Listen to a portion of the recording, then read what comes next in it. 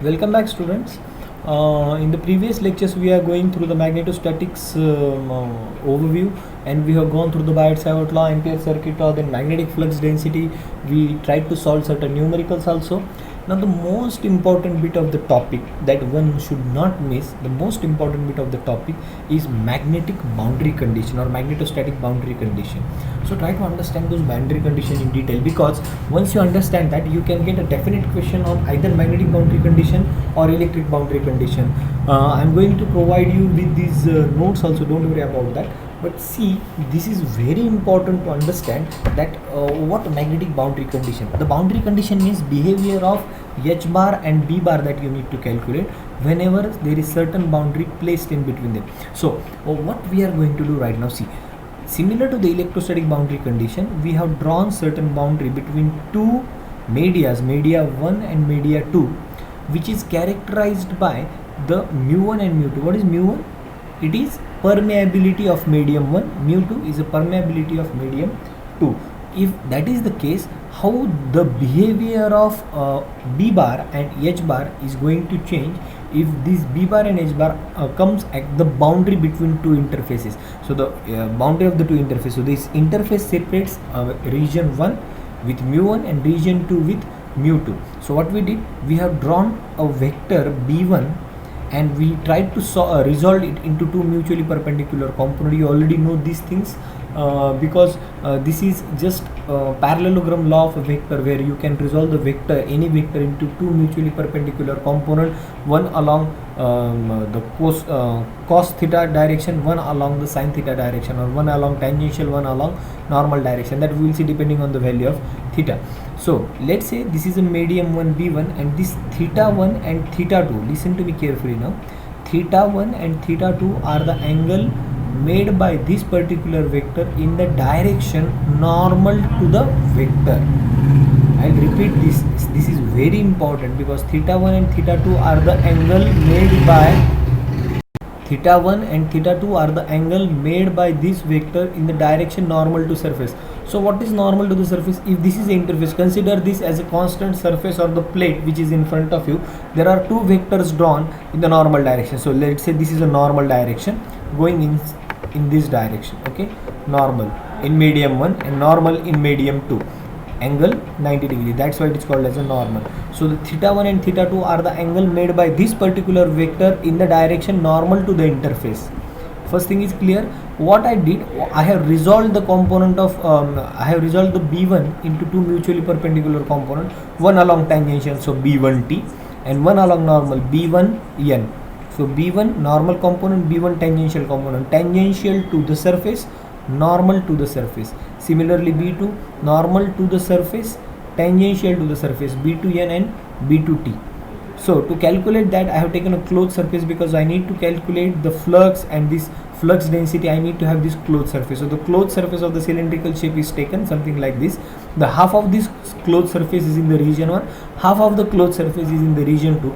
The total height of this closed surface is delta H, and the surface area from where we are supposed to calculate those flux and flux densities is delta S.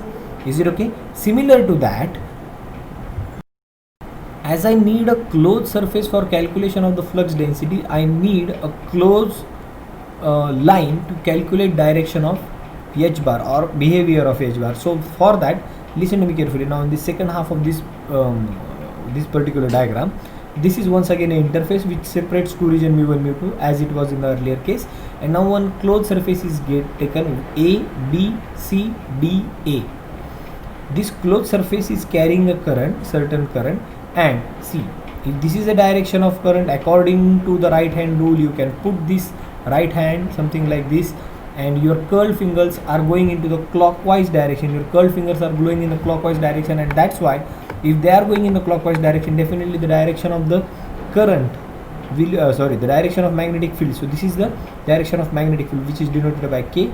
Or if K is the direction of current, then A, B, C, D, A, this closed path will indicate direction of magnetic field according to the right hand rule.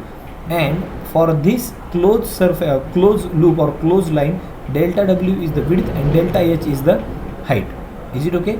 And once again, H1 and H2 are resolved into two mutually perpendicular component, H1T, H1N, theta 1, theta 2 are the angles similar to that in case of this left hand side, that is B1 and B2. So theta 1 and theta 2 are the angle made by this particular vector in the normal direction of this interface.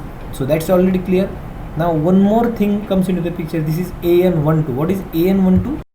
AN12 is the unit normal vector coming from region 1 to region 2, and that's why its name is AN, unit normal vector going from region 1 to region 2. So let's understand how these boundary conditions of the magnetostatic can be derived mathematically. The same thing we can apply for electrostatic boundary conditions. So let's go to the first thing. We define magnetic boundary condition that H bar or B bar, that is field intensity or flux density field, must satisfied at the boundary between two different media. The two different media are characterized by mu1 and mu2 respectively. We make use of Gauss law for magnetic field.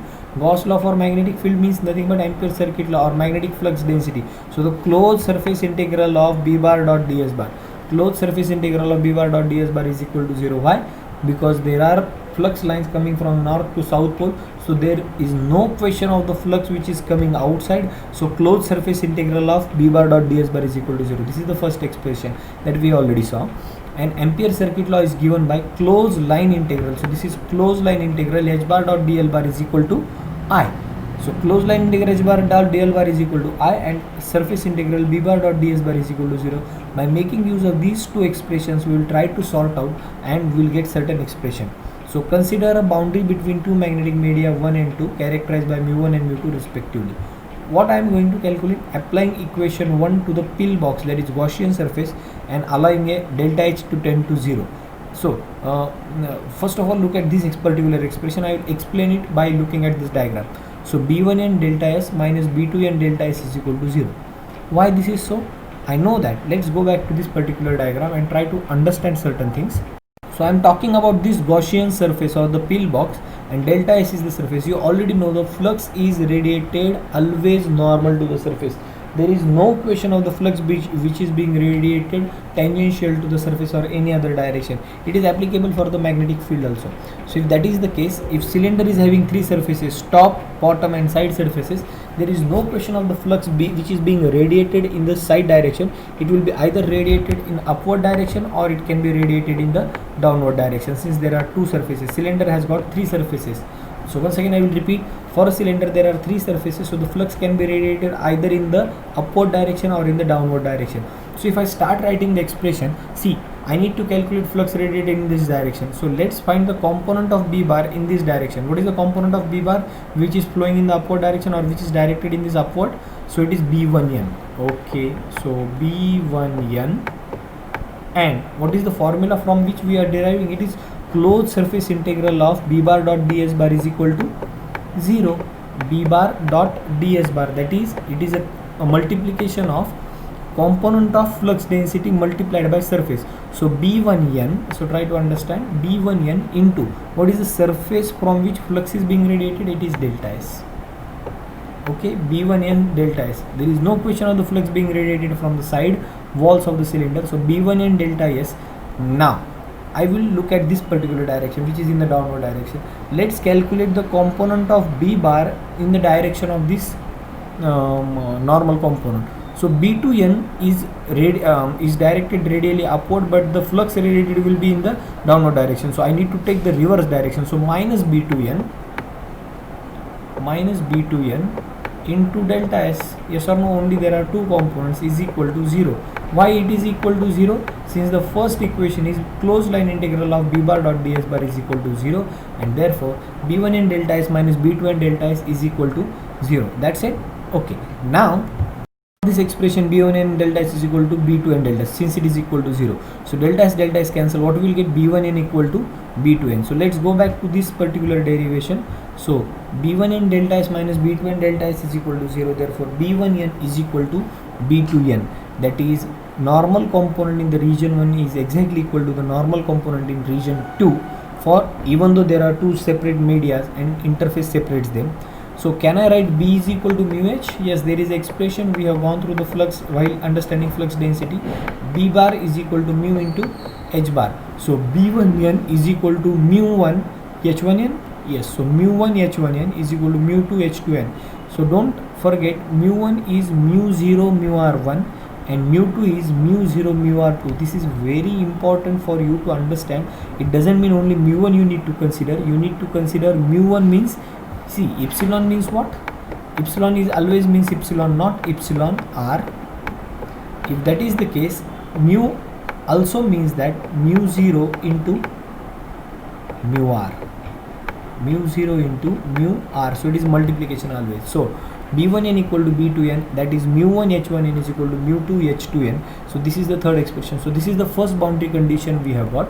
Thus, so statement you need to write, see, normal component of flux density b bar is continuous across the boundary. What is the meaning of continuous? Is same at the boundary. It also shows that normal component of H is discontinuous at the boundary, because mu1 is not same as mu2, therefore mu1 h1n is equal to mu2 h2n. That's so perfectly okay. But h1n is not equal to h2n, since mu1 is not equal to mu2, therefore normal component of field intensity is not continuous, is discontinuous. That means it is not same at the boundary, but a normal component of flux density is always continuous across the boundary. That means it is same across the boundary. So this is the first boundary condition that we have received. So in the next lecture we will see the next boundary condition and how to understand that. Okay, so just remember this particular for a time being, and in the next lecture we will continue with this derivation and we will try to understand the remaining bit of the remaining part of this particular derivation. So till then, happy learning and thank you very much.